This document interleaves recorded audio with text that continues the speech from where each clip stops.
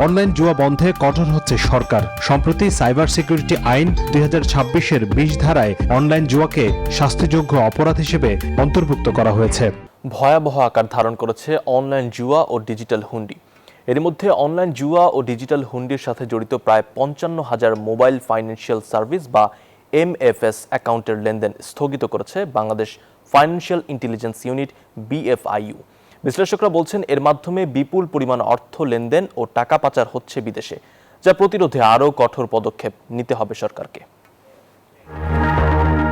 দেশে কমছে নগদ টাকার ব্যবহার, বাড়ছে ডিজিটাল লেনদেন। হিসেব বলছে বর্তমানে প্রায় 35% লেনদেন হয় অনলাইনে, ব্যাংক কিংবা MFS ব্যবহার করে। কিন্তু এর সাথে পাল্লা দিয়ে বাড়ছে ডিজিটাল আর্থিক অপরাধও। বিশেষ করে মোবাইল ব্যাংকিং সার্ভিসের মাধ্যমে অনলাইন জুয়ার আড়ালে হচ্ছে বড় অঙ্কের লেনদেন, পাচার হচ্ছে বিপুল অর্থ। অনলাইন জুয়া বন্ধে কঠোর হচ্ছে সরকার। সম্প্রতি সাইবার সিকিউরিটি আইন 2026-এর 20 ধারায় অনলাইন জুয়াকে শাস্তিযোগ্য অপরাধ হিসেবে অন্তর্ভুক্ত করা হয়েছে।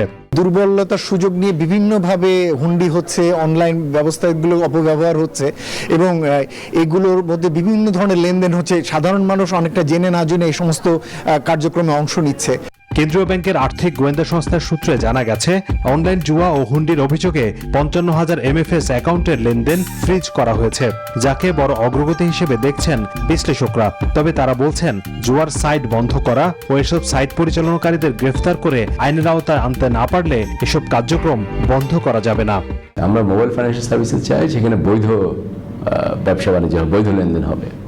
তো যদি কোনো অবৈধ লেনদেনের সরকারি যদি তথ্যপত্র থাকে তাহলে সেগুলোর জন্য ব্যবস্থা নিতেই হবে। এই ধরনের monitoring system strong, punishment system strong, যেখানে অনেকটা রাইট টাইমে, রিয়েল টাইমে এই সমস্ত জিনিসগুলো তদারক করা যায়, সেরকম সিস্টেম আমাদের এখানে না হওয়া পর্যন্ত এই ধরনের অনলাইন জুয়া বা হুন্ডির সিস্টেমগুলোকে বন্ধ না করে উপায় নেই। প্রতি সপ্তাহে সর্বোচ্চবার বিকাশ পেমেন্টে 50 জন হবেন পেমেন্ট চ্যাম্পিয়ন। জিতে নিন টিভি সহ আকর্ষণীয় সব প্রাইজ। অনলাইন জুয়ার বিস্তার রোধে মোবাইলে আর্থিক সেবাদাতা সব প্রতিষ্ঠানের জন্য একটি নির্দেশনা জারি করেছে বাংলাদেশ ব্যাংক। MFS প্রতিষ্ঠানের মার্চেন্ট ও গ্রাহকদের কার্যক্রম নিয়মিত পর্যবেক্ষণের মাধ্যমে অনলাইন জুয়ার সঙ্গে সম্পৃক্ততা শনাক্ত করার নির্দেশ দেওয়া হয়েছে। হোসাইন শাহাদাত, নিউজ 24, ঢাকা।